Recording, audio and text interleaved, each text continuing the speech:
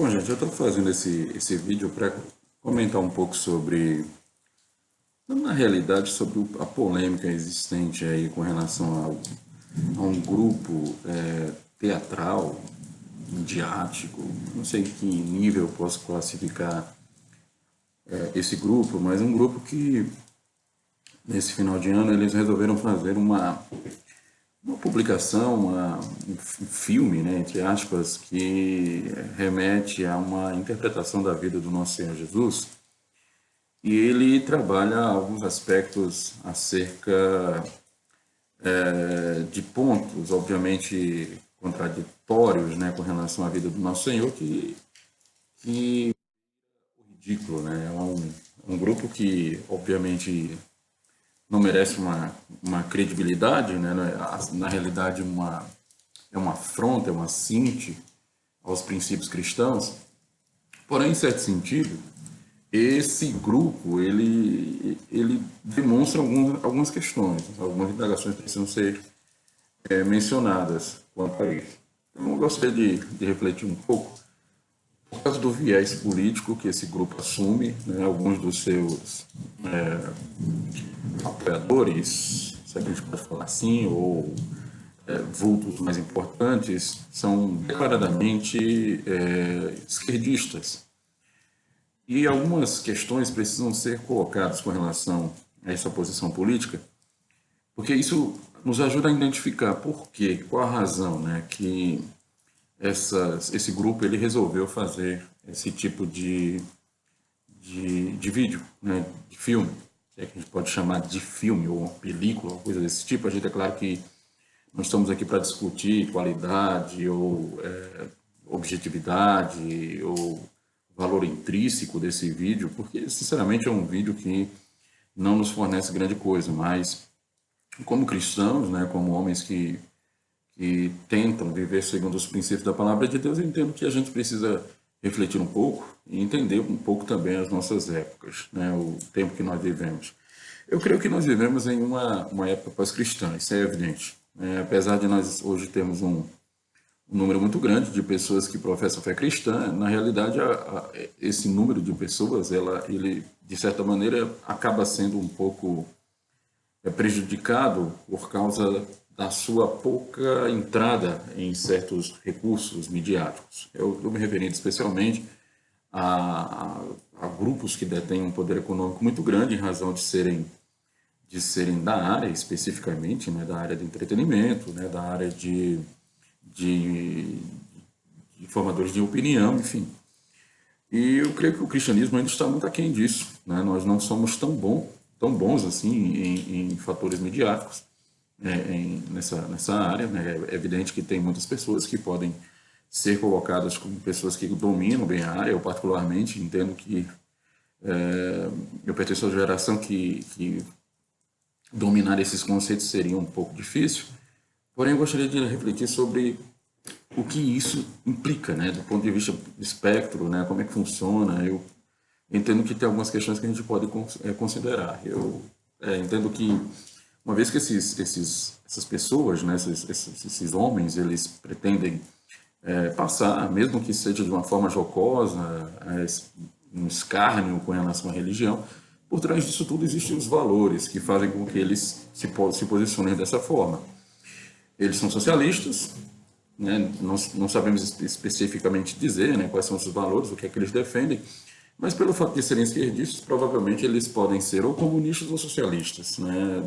Obviamente isso está bem claro por suas posições, né, que são defendidas em suas redes sociais, né, nos vídeos que eles aparecem na internet, enfim, esses pontos precisam ser levados em consideração. Então, o socialismo como sistema político, assim também como o comunismo, eles são sistemas que foram fundamentados por ideais não cristãos, obviamente, né? As suas ideologias elas foram concebidas dentro de um espectro ateu, né? Então, assim, há, sim, sem sombra de dúvida, né, a partir dos principais ideólogos dessas filosofias, né, uma tendência a se afastar da questão religiosa, né?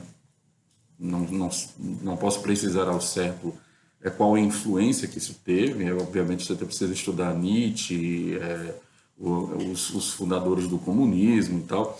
Mas o fato é que eles têm um viés, um afastamento do cristianismo. O cristianismo, no período deles, século XVIII, século XIX, estava sendo muito questionado, né, naturalmente, né, por ser uma cosmovisão predominante naquele período. E o socialismo ele surge no entendimento de que a religião ela poderia ser descartada, né, dentro do conceito político. E assim eles fizeram. Eles buscaram o descarte dos conceitos políticos.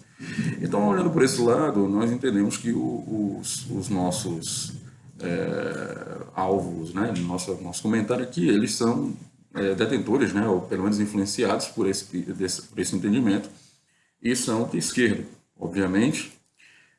Alguns deles podem ser, inclusive, não crentes, né, obviamente, talvez não façam parte de nenhuma religião. Isso fica evidente, né, porque ninguém que tenha uma ligação com a religião, ela necessariamente se comportaria, né, dessa forma ou com esse tipo de pensamento. O crente, genuinamente, é alguém que prioriza certos aspectos de sua individualidade e, notadamente, com as questões que dizem respeito ao mundo espiritual, né, as coisas que estão, em tese, ligadas a conceitos supra-humanos, né, são metafísicos. E o crente certamente não teria cuidado em se posicionar dessa forma. E o que acontece é que esses homens eles fazem escárnio, chacota dos princípios cristãos. Lamentavelmente, né, um órgão extremamente popular, que é o Netflix, que é uma plataforma de streaming, apoia, né, esses segmentos. Obviamente, também as filosofias parecem combinar entre si. Não é de hoje, né, que alguns setores, né, da mídia americana se posicionam muito ideologicamente, né, como pertencentes à esquerda e geralmente eles parecem, né, apoiar em certo sentido, né, vide plataformas como Twitter, como o Instagram, Facebook, essas plataformas da internet, elas geralmente se posicionam com muito ativismo dentro da questão da internet. E isso não é de surpreender, porque eles também estão ligados a esse conceito que é evocado aí pelo conceito da esquerda. Então, nos países democráticos, que é o caso, né, dos países como Estados Unidos, Europa, Brasil, né, aqui no nosso contexto, nós temos aí alguns valores, como, por exemplo, a ideia da democracia.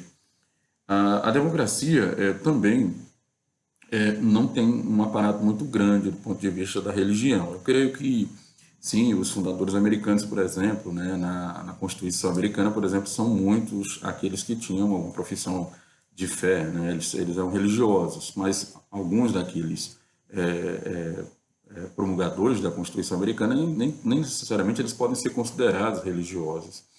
Mas o fato é que a democracia, como nós concebemos no Ocidente, ela é muito influenciada pela Revolução Francesa. E a Revolução Francesa, como todos nós sabemos, é um movimento totalmente destituído de valores religiosos. Inclusive, depois da Revolução Francesa, há uma guinada muito grande da França para o ateísmo, a criação de uma nova religião, enfim, isso é bem fato de aparato na historiografia, então, obviamente, não é nenhuma novidade. Então, quando você discute, por exemplo, a ideia do Estado laico, o Estado laico, no meu entendimento, tem alguns benefícios para a Igreja, nos mantém um pouco mais humildes e serve, de certa forma, também para nos tolher de certos aspectos, mas na sua essência há um interesse, há uma concepção de que a religião precisa estar sob determinado controle. Então, na democracia, nós encontramos a ideia de que não existe valores hegemônicos do ponto de vista religioso e a religião deveria ser um pouco controlada pelo Estado. Dá-se a liberdade, mas é uma liberdade assistida, né? Há uma liberdade controlada pelo Estado. E geralmente o cristianismo é a religião mais afetada nesse aspecto, porque nós estamos tratando do Ocidente. O Ocidente é uma região, né, do mundo predominantemente cristã. E o cristianismo está sendo, sim, de fato, há algum tempo, alvo de certa restrição nessa nossa região do mundo, né? E nós encontramos, assim, alguns ataques meio sutis, não tão sutis assim, mas extremamente influentes contra a religião cristã. Os próprios pastores e clérigos, né, católicos romanos, eles estão, em certa medida, menos intrépidos em certos aspectos. Tolhidos, querem manter algum tipo de condição para dialogar com esse mundo, que tem alguns aspectos muito interessantes de relacionamento e de comunicação, né? Então, geralmente os pastores estão indo por esse viés. Então, é evidente, irmãos, que nós, caros telespectadores, que a gente, em certo sentido, precisamos refletir, né? Qual é o peso disso tudo, o que isso pode nos fazer entender a curto prazo, quais são os perigos para o cristianismo, que tipo de ataques podem nos vir ainda